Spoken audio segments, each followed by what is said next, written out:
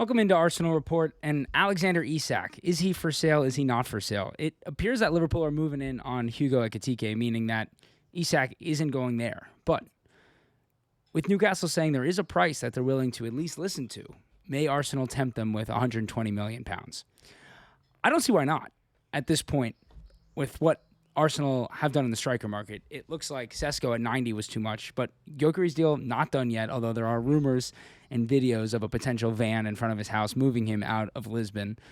But that deal has not advanced now in almost a week from where it was a week ago when we got a near here we go from Fabrizio Romano. So it appears that Arsenal are keeping tabs at least on what else is going on.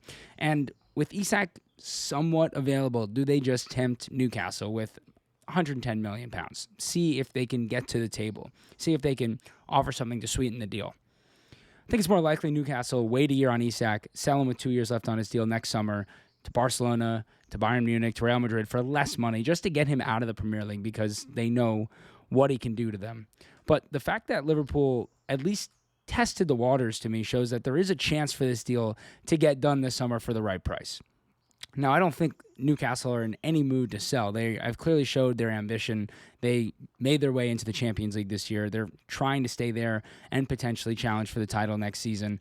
But again, this is a different stance than what we saw 2 weeks ago from Newcastle, which was under no circumstances Isak for sale for under $150 million. So that price has dropped $30 million in the last 2 weeks. Clearly, they are looking to put a big amount of investment back into their squad.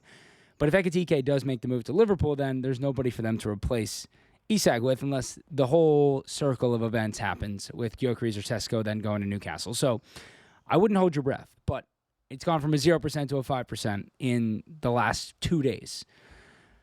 But on the flip side of things, Rodrygo looking like he may be staying at Real Madrid. Reports out of Spanish papers, which are very, very untrustworthy, potentially seeing Rodrygo stay at Madrid this summer. I think with the likeliness of Vinicius Jr. no longer looking to sign a new deal, Real Madrid's a little bit in flux right now, which is a crazy thing to say about Real Madrid at any point because their squad is always growing, always getting better. Bellingham, Mbappe, obviously a couple of key signings this summer, still have Endrick on their books, Arda Güler, so much talent. But the Rodrygo deal has definitely slowed down, but you can expect that when he's on vacation for the next 2 weeks. I think Arsenal will try and move forward with Eze. They'll try and get the striker deal done.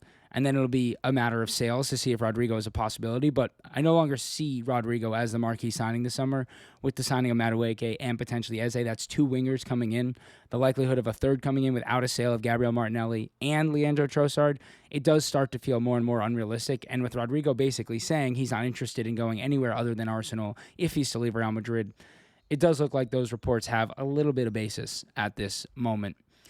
But it leads us to kind of a funny question on Arsenal's current squad building, on whether or not it's overinflated, if it's too big, which is for a team that struggled to field 11 players almost at times last year, is a funny thing to say.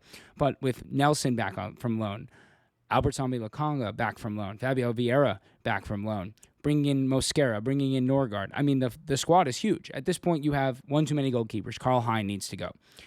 You have Zinchenko, who needs to go. You have an extra in Jakub Kiwior, who we're going to talk about in a second. You have Lokonga. You have Trossard, Nelson.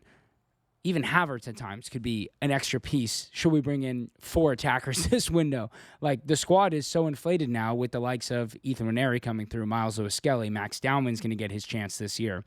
Ife Ibrahim is started to become a talent that's talked about a little bit more, training with the first team. Andre Herman Anus is training with the first team a lot. There's a lot of players who are kind of knocking on the edge of the squad door at this moment.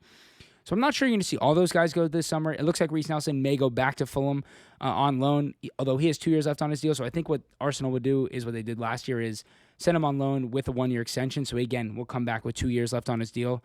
Fabio Vieira, those Italian club links are getting stronger and stronger. It doesn't look like it's going to be Parma. That was kind of the one that was just linked because Carlos Cuesta went there. But I'd assume that had no basis other than the Arsenal connection there. Bologna is a team that I think would be interested in Fabio Vieira because of the relationship Arsenal have with them. And then Lokonga. What kind of money can you get for Lokonga and Karl Hein? 2 players who played a lot in La Liga last year. Can you get a combined $15 million for them? And then finally Zinchenko. The Zinchenko rumors have seriously slowed to a halt. It looked like Dortmund was in for him. It looked like Atletico Madrid was in for him. It looked like potentially Fulham was interested in Zinchenko. We have such a good relationship with them, as I mentioned. But right now, there is no strong links with Zinchenko, and I think the biggest issue on that deal is the wages. Zinchenko's on very high wages. Obviously, he was at Man City. Then he came to Arsenal. It's around $200K per week. There's not a lot of clubs in the world who are willing to pay Zinchenko that, outside of maybe an Atletico Madrid, who have a pretty inflated wage protocol, even for not the best team in their league. So I think if a deal were to happen, Arsenal are going to end up either paying part of the wages or taking a smaller fee in order for those wages to get paid off by the club. The squad is inflated, but it's not overinflated. I wouldn't go selling past those fringe players. Karl Hein can go, Zinchenko, Fabio Vieira, Lukonga, Reece Nelson. Those are the big five to me that definitely need to go this summer. And then one of Trossard or Martinelli probably sold in the summer, and then in the winter when Jesus is back. Like if I sold Martinelli this summer, then I'm looking to maybe sell Trossard or Jesus in the winter once he's back as well. So there's definitely more options than we've had in a very long time, which is very rare for Arsenal and a good thing. And finally, Jakub Kiwior. With the signing of Christhian Mosquera, how does Kiwior fit in? Because if you were to have a situation like we had last year with Saliba or Gabriel getting injured, are you likely to play Kiwior over Mosquera after you just spent $20 million on one of the best under-21 center backs in the world? No, you're probably playing Mosquera. So Kiwior's got to have the highest value point he can ever have in his career. He shut down Real Madrid over 2 legs in the Champions League, filling in for Gabriel, seamlessly filling in. He was spectacular against Mbappe, spectacular against Vinicius and Rodrygo. Italian sides always have been interested in Kiwior. I think AC Milan would probably go for him around 20. You'd hope to get 25 or 30 at least for Jakub Kiwior.